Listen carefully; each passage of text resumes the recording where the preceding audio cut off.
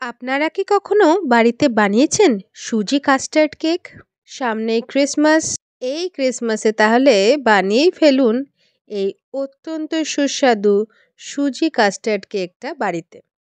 নমস্কার বন্ধুরা, রকমারি রেসিপিস চ্যানেলে সবাইকে স্বাগত।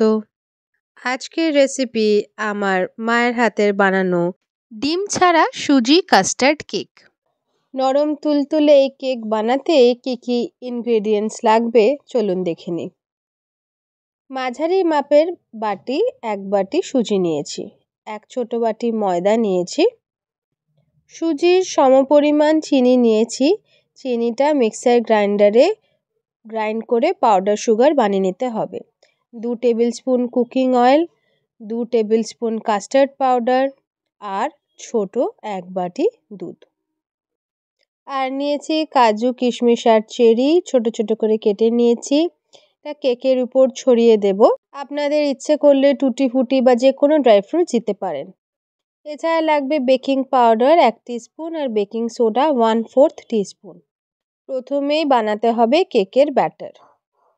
একটি বাটি নিয়ে নিয়েছি, বাটিতে সুজিটা ঢেলে নিলাম, ময়দাটা দিয়ে দিলাম, এইবারে পাউডার সুগারটা দিয়ে দেব। কাস্টার্ড পাউডার 2 টেবিল স্পুন দিয়ে দিলাম। এইবারে সবটা ভালো করে মিশিয়ে নেব।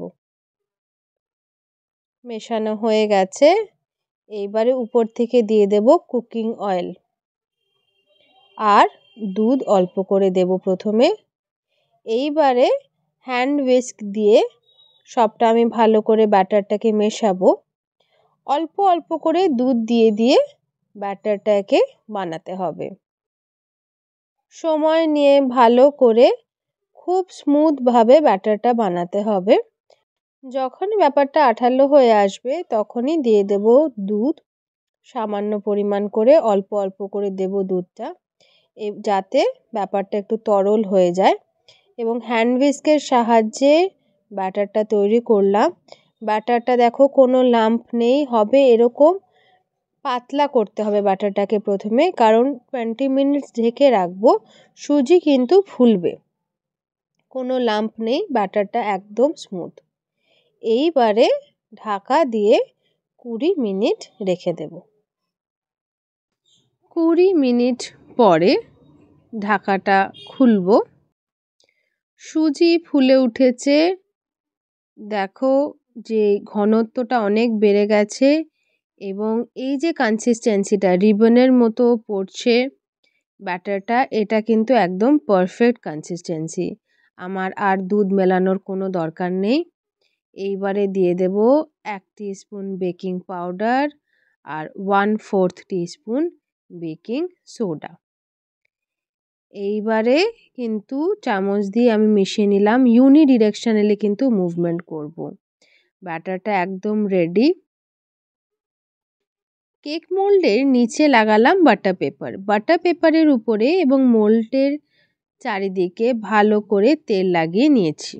এইবারে ব্যাটারটা ঢেলে দেব মোল্ডে এবং একটু এরকমভাবে ট্যাপ করে নেব যাতে এয়ার বাবলগুলো উপরে চলে আসে। এবার শুরু করব কেক বেকিং। আমি গ্যাসের উপরে এই পাত্রটা রেখে হাই ফ্লেমে 5 মিনিট পাত্রটাকে গরম করে নিয়েছি।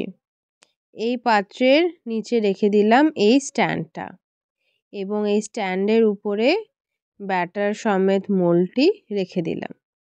তারপরে দিয়ে দেব ঢাকা এবং লো টু মিডিয়াম ফ্লেমে 30 মিনিট বেক করব।